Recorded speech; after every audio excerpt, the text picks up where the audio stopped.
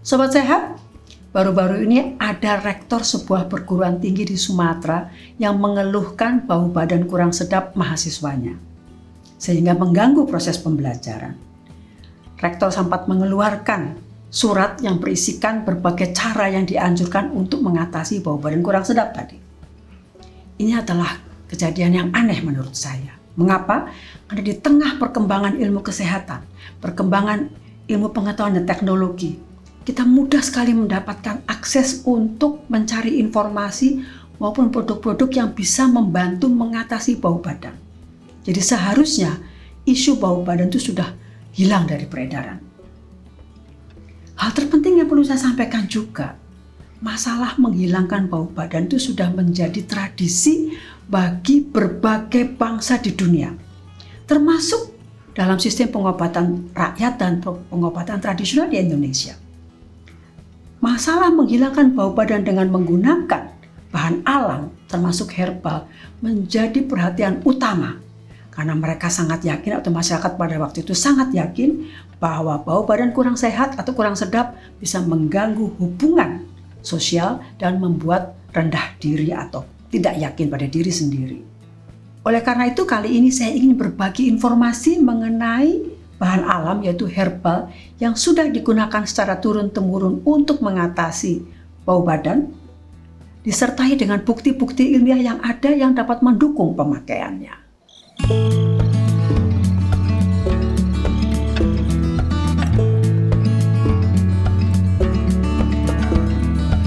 Apa saja faktor yang menyebabkan bau badan kurang sedap?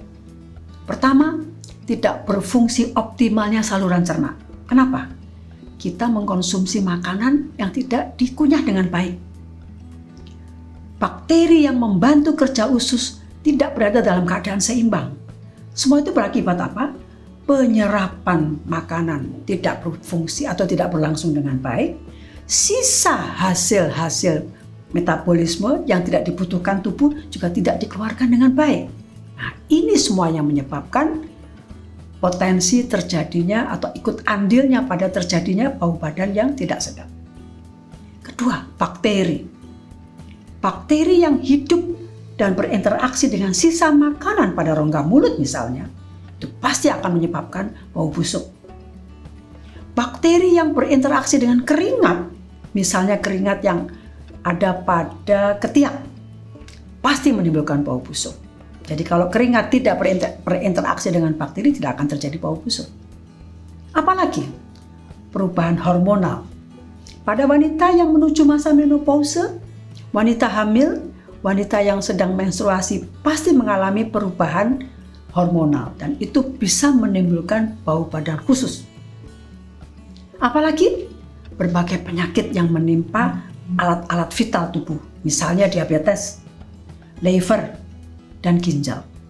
Herbal apa saja yang sudah digunakan secara turun-temurun untuk mengendalikan bau badan yang kurang sedap?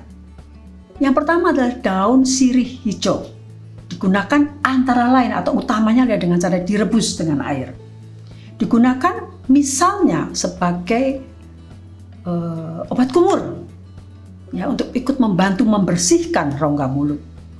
Diminum secara teratur tiap hari 1 gelas atau 3-4 kali dalam seminggu. Pemakaian luar bagaimana? Menjadi bilasan akhir atau air bilasan akhir pada kegiatan atau aktivitas membersihkan badan. Misalnya membilas organ vital, membilas bagian-bagian lipatan-lipatan tubuh seperti ketiak dan lipatan paha. Apakah ada bukti ilmiah? Banyak. Terutama yang dilakukan untuk membuktikan aktivitas rebusan daun sirih sebagai obat kumur, ya, untuk bakteri-bakteri tertentu. Tapi bagi saya, menurut saya, seperti halnya herbal pada umumnya, selain kandungan minyak atsiri, daun sirih itu kaya kandungan-kandungan lain seperti senyawa golongan flavonoid yang terkenal sebagai antibakteri, berkombinasi dengan serat misalnya, dan vitamin mineral yang lain yang menyebabkan apa? Bekerjanya sistem saluran cerna secara baik sehingga makanan diserap dengan baik, sisa makanan dikeluarkan dengan baik. Dan itulah yang memberi andil pada upaya menghilangkan bau badan secara keseluruhan yang menyebabkan bau mulut, yang menyebabkan nafas berbau tidak sedap, maupun yang menyebabkan bau yang tidak sedap dari produk-produk yang keluar dari tubuh kita, termasuk air seni dan feses atau buang air besar. Selain daun sirih hijau, ada informasi pemakaian daun sirih merah untuk mengatasi bau badan. Masalahnya adalah rebusan daun sirih merah itu rasanya pahit, sehingga kurang disukai masyarakat. Namun, informasi lain menyebutkan daun sirih merah yang dikunyah itu dapat membantu mengendalikan atau mengatasi sakit pada bagian gigi tertentu, sehingga dimungkinkan peran sirih merah untuk membantu mengatasi atau mengendalikan bau mulut yang timbul akibat kerusakan gigi. Yang kedua, daun beluntas. Nah, daun yang secara turun-temurun sudah digunakan sangat luas di masyarakat, sangat mudah mendapatkan karena pada waktu itu beberapa tahun yang lalu ke belakang itu digunakan sebagai pagar di rumah-rumah, sehingga dengan mudah orang lalu lalang mengambil daun segarnya dan digunakan sebagai lalap sayuran. Sayang sekali sekarang orang jarang membicarakan, padahal bukti-bukti ilmiah mendukung pemakaiannya sebagai salah satu herbal untuk mengatasi bau badan yang kurang sedap. Ada sebuah penelitian menarik dengan menggunakan relawan siswa sekolah menengah pertama yang diminta untuk berkumur dengan menggunakan rebusan atau ekstrak tertentu daun beluntas.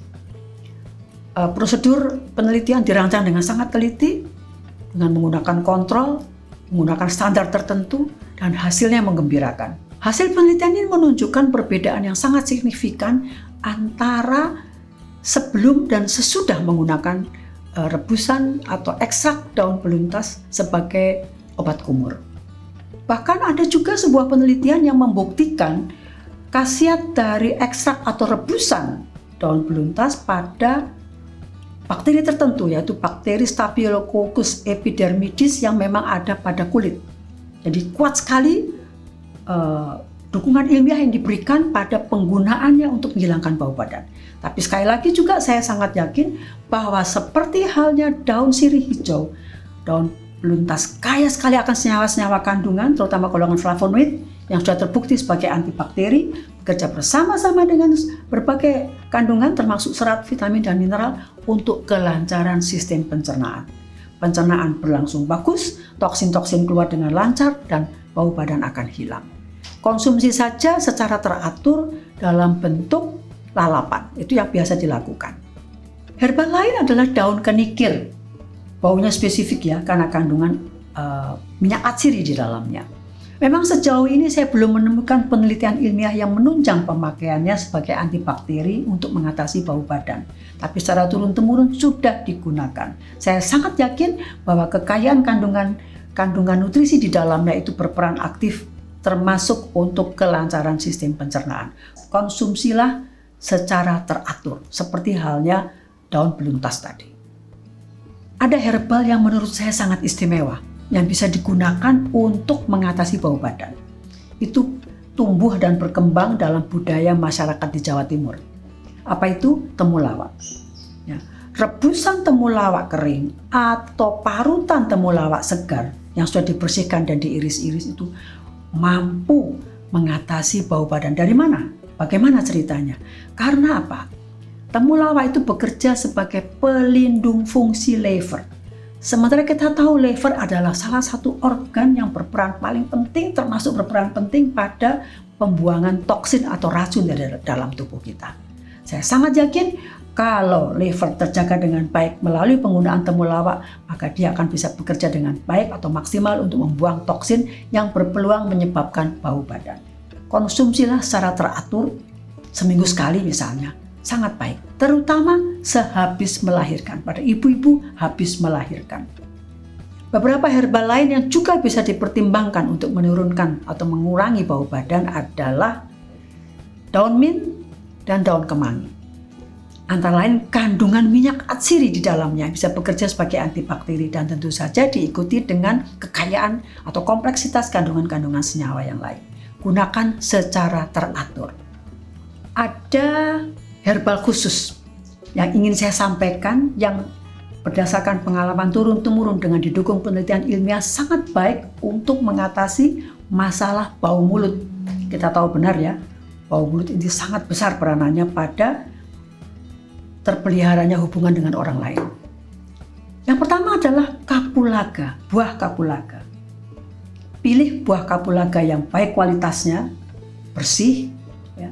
Bukalah kulitnya, ambil bijinya yang hitam, kecil-kecil, langsung dimasukkan ke dalam mulut kira-kira 2 jam sesudah kita membersihkan gigi atau menyikat gigi. Masukkan saja ke dalam mulut dan biarkan saja. Lama-lama dia akan menjadi kering setelah 1-2 jam dan gantilah dengan yang baru apabila kita kehendaki. Apa yang terjadi? Kandungan minyak atsiri di dalamnya itu mampu menekan pertumbuhan atau aktivitas bakteri di dalam rongga mulut. Ini sudah terbukti secara ilmiah. Yang kedua, buah adas. Buah adas ini sangat baik sekali digunakan sesudah makan. Itu juga menjadi bagian dari tradisi masyarakat India. Dan juga dalam budaya kita ada. Bagaimana caranya? Pilih buah adas yang bagus, berkualitas bagus, bersihkan. Kalau perlu disangrai. Sangrai sebentar saja dengan api kecil untuk menghindari hilangnya minyak atsiri yang terkandung di dalamnya. Kalau perlu juga, kalau diinginkan, dapat dicampurkan sedikit dengan gula. Gunakanlah sebagai pembersih mulut beberapa saat sesudah selesai makan. Dengan cara digigit, kemudian dikunyah saja. Kalau memang suka, bisa ditelan. Kalau tidak, setelah selesai dikeluarkan. Ini memberikan kesempatan kepada minyak atsiri yang terkandung di dalam buah adas itu untuk bekerja sebagai antibakteri. Sobat sehat, penggunaan herbal yang saya sampaikan tadi tentu harus disertai dengan langkah-langkah yang membantu untuk tercapainya tujuan. Apa itu? Kebersihan badan. Kita semua tahu ya, kebersihan badan bisa kita lakukan dengan cara yang sederhana, yaitu mandi yang bersih, menggunakan air yang bersih dan sabun yang berkualitas. Kalau perlu sabun antiseptik minimal 2 kali sehari. Lalu apalagi? Mengganti pakaian secara teratur dengan pakaian yang bersih. Jadi pakaian harus dicuci secara benar hingga bersih. Pastikan kita menggunakan handuk, kaos kaki dan sepatu yang bersih juga. Kemudian yang juga perlu diperhatikan adalah makanan ya.